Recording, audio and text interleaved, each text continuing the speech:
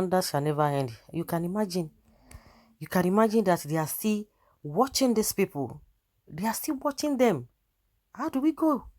The Fulani herdsman has escaped after he was caught spying on some Yoruba kings and traditionalists during a meeting in Ibadan, the Oyo State capital.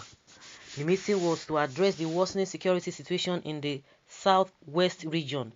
The meeting, organized by the Chief Taye Ayorinde-led Yoruba World Assembly, led and Secretary General by Victor Taiwo, was held at the Western Hall, Parliament Building Secretariat, Ibadan.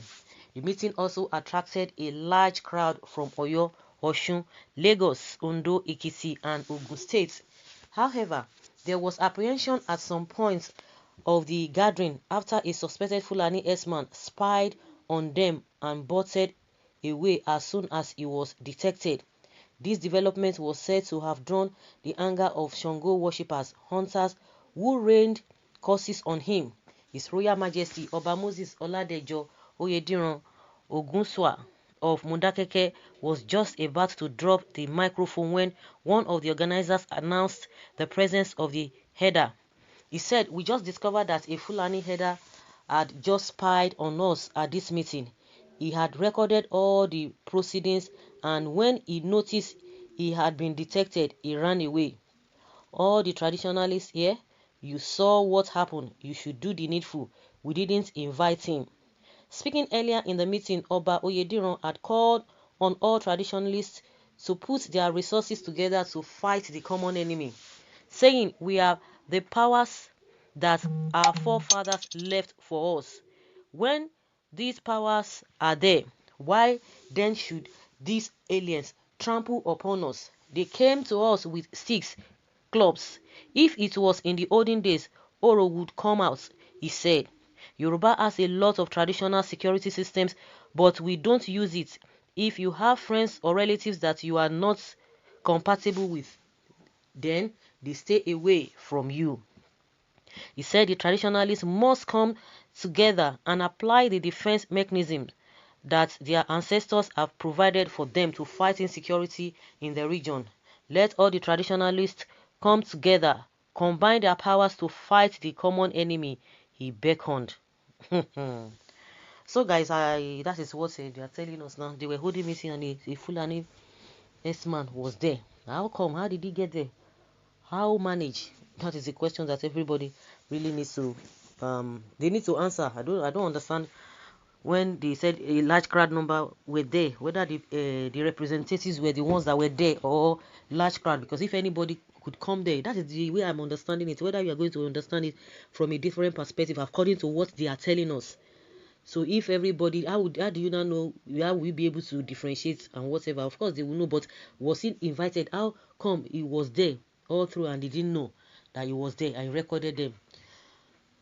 I think the monarchs and the traditional rulers are beginning to wake up now, and thank God for Igboho that stood up.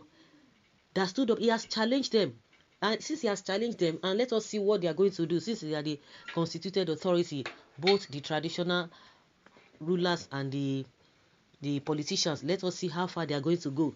I saw somewhere when Lai Mohammed was justifying the silence of Buhari. I don't even know what to talk about. I was trying to justify. I was not even interested in what he was saying, because people don't even take to heart the words that come from the mouth of Lai Mohammed, because we know where they are going to get to at the end of the day. You see this man again, the governor of Ekiti State, Fayemi. He was the one telling us that everything is fine now. Oh, what are you saying? He knows that the Buhari government is not doing enough, but with no matter how bad it is now, it is still better.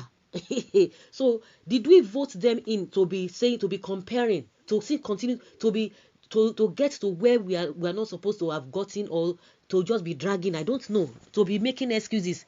Was that what we were told from the beginning? It was. Of course, he was just trying to patch up what is not, because they don't have the fear of God. They don't have the fear of God. If the integrity is there, I think they will not be talking the way they are talking. And some people just want to be. I don't understand.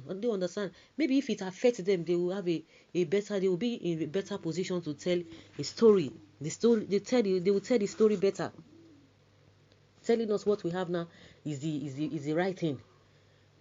That it's not as bad as what we were having as at that time. Are we not supposed to have even gone? Why is it that it's still not the same? It's still not what we want. We are still complaining, and they are justifying it. Then what are you doing? So the traditional rulers, they should take up the responsibility and work with the politicians, because they are like 5 and 6. They are like 5 and 6. Now they want to start to use their traditional way of doing things.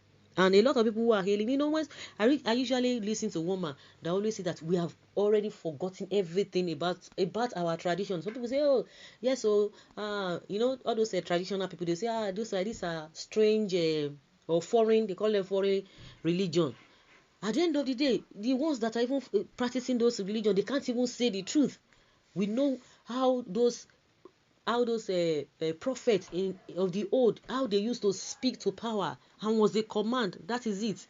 You don't joke with them. You don't just joke with them at all. But that being said, I think it's becoming clearer. It's becoming clearer, but yet people cannot talk now, because before they could not talk because of maybe what they are gaining. But now, because maybe some of them have even collected what they are not supposed to collect, or now the problem, they are overwhelmed the problem, they don't even know. Maybe some of them might not even know that it's going to get to this stage. I was listening to another man who was saying that how can the so-called Jagaban go and align with this kind of people? Judging from their antecedents, how did he not know? How did he not know? And now he cannot speak, he cannot say anything. But the unfortunate thing there is that the followers will still come out and be defending him. They will be defending him. When people have been saying that these people are all over the place, I remember, let's appreciate somebody if the person even, does something at one point in time. Everybody's talking about Gani Adams. I remember that was 3 months ago, last year. He was saying it, or 6 months ago, or 6 months there, but he was saying it that these people are already here. He was saying it, but nobody even listened to him. Nobody even listened to him. He was saying it because most of the time they cannot just get up and be doing what they are need to do. The person that can really do it is the person who is now fronting the whole thing, the Igbo that is fronting the whole thing, because he has caught the attention. And I could remember one of the monarchs in that particular area, in that or your community where they are having problem. The man came out and said, no, there's nothing of such. He countered what Gani Adams said. I remember he said so. He said so. But now everybody must have forgotten that he said something like that at one point in time. But everybody is now blaming him. Oh, what are you doing? This and this and that. But thank God that somebody who is coming out, who is bold to say it just the way it is, who has that boldness. And like what Igbo said, that a lot of people who are more powerful, he knows them, but he does not know why they don't want to come out. But as the things are going, because the situation in that Yewa, it's not something that one needs to joke about. When it has gotten to a situation whereby the soldiers are now escorting Fulani Herdsmen to do what? And nobody is saying anything. So guys, let's say your opinion. Leave your comment below and let's have your take on this.